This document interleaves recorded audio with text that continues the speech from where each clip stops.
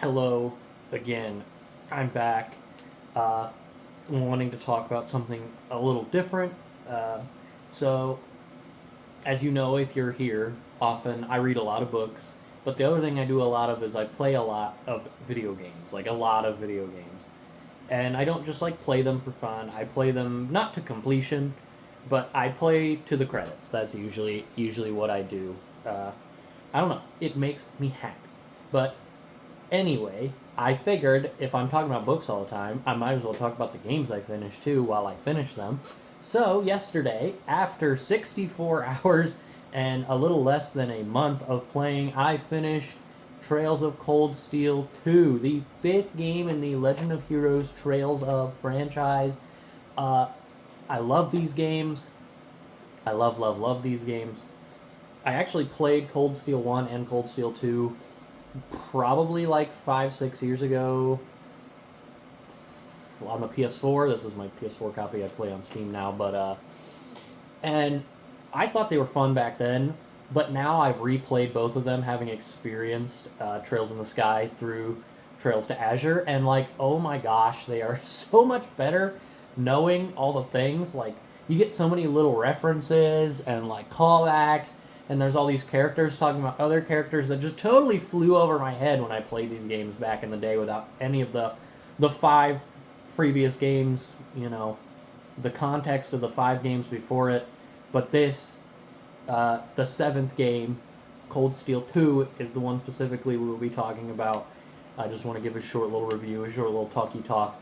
But I will say, I even back when I first played it, I did not like this one nearly as much as I liked Cold Steel 1.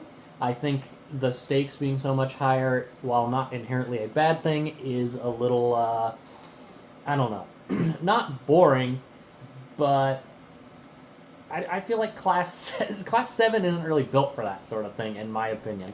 Like, it would have been much better. I don't know what I'm talking about. I'm not a game designer, but I guess what I'm saying is I liked Class 7 more when they were just carefree kids at a school. Well, carefree is a very big word, but you know what I mean. Just kids in a military school hanging out, and then this Civil War stuff happens, and it's like, okay, uh, But the one thing I will say is, I do like all the new characters that you get in your team, even if they're not there for a long time. Some of them, looking at you, Princess Alphen. I'm too late to say it, but this will contain spoilers, as obvious. As always, when I talk about games, I kind of just talk about all of it. I'm not here to care if you get spoiled or not, because, like, I'm essentially just word vomiting out into the world about my feelings about this game that I spent 64 hours playing. Um, but, yeah, not saying it's bad. I love the Legend of Heroes games. I loved Trails in the Sky, and both of Zero and Azure are great. I'm so glad they were finally released in English after all this time.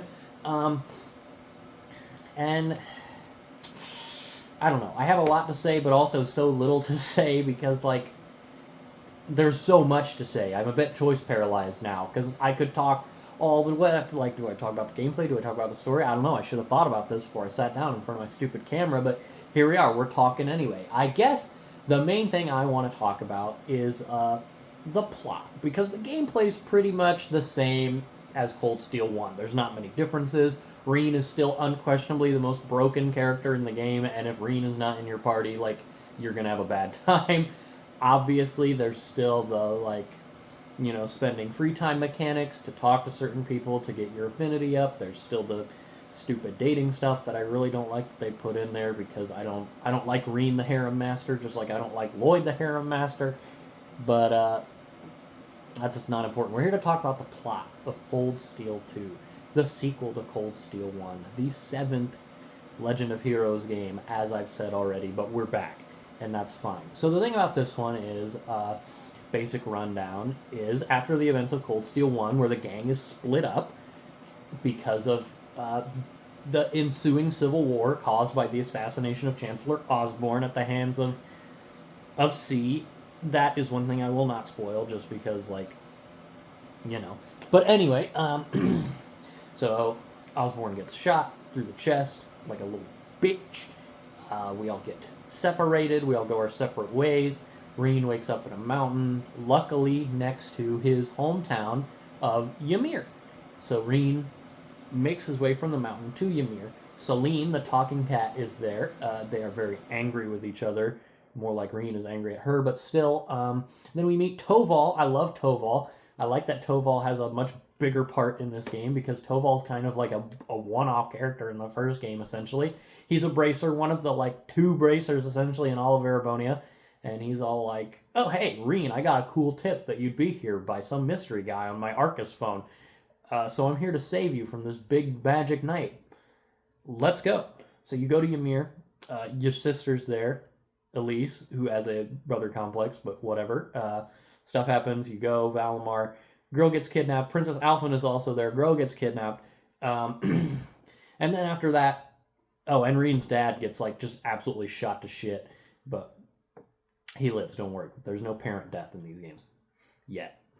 But, yeah, so Reen decides, all right, me and Toval are going to go, and we're going to find the rest of Class 7, because, you know, Class 7 is the coolest class, and we are going to stop this civil war, essentially, because that's what high schoolers do. They stop a civil war. And along the way, you do meet back up with everybody, obviously, slowly. But like I said, I think the coolest thing about this game is there's also characters that you met before that are now playable in your party. Like Toval, Captain Claire, Sharon, Princess Alphen, Elise, Toa, and Angie. I think that's all of them. Those 7. Yeah. It's cool. I like that. That's one of the things I liked. Like when I played Sky the Third, I really liked the fact that there was a bunch of new characters to play in Sky the Third that had just been like mentioned up until that point. Like I can't even remember. I'm so bad with names, says the man who plays all these games with a billion named characters in them. But like the guy, the secondary evil guy, essentially from Sky 1 you can play as in Sky 3, but we're not talking about Sky 3. I'm tangenting, as always. All of these are just tangents. I'm just here again, like I said, word vomiting. But I guess the whole point of this stupid ramble is I love Cold Steel. I love JRPGs. I will say, personally, I thought the game definitely overstayed its welcome a little bit, which I know is a brave thing to say, considering Cold Steel 3 and Cold Steel 4 are like even longer than Cold Steel 2, which is going to be super fun. But I don't know. I just felt like, I wouldn't say there was any padding, because I don't think there was padding. Most of the stuff seemed pretty necessary, all things considered. But it also just felt like it was so long. There was so much going on. There's so many characters. There's so many villains. There's so many places. There's so many twists. The twists in this game, like I said, I played this game like 5-6 years ago, so I should have remembered these twists, and I did vaguely remember a couple of them. But like the big one, I totally forgot about. I totally forgot about that. I did remember the part though where you get to play as Lloyd and Risha in 3D, which is awesome, so cool. I didn't understand what the hell was going on when that happened when I first played this game, because I didn't know who Lloyd or Risha was. Even though like they do mention Risha a lot actually in Cold Steel 1, because the vice principal loves Risha. He's like a Risha simp, but it's just a good game. I really like, if you have infinite free time like me, and you want to play, what is it? What are we up to now? Like 12, 50 to 100 hour JRPGs. Cold Steel's great. I love Cold Steel. I'm a big advocate for JRPGs. I'm a big advocate for Cold Steel and all of the Trails games. I even like the original 3 Skies. I know we're getting a remake, and I'm sure people will play the remake over the original, but I still think the original holds up very well. Yeah, good game. 64 hours, great. I finished it yesterday at like 10 p.m. Fuck the true final boss in the corridor of Reverie. That shit was annoying.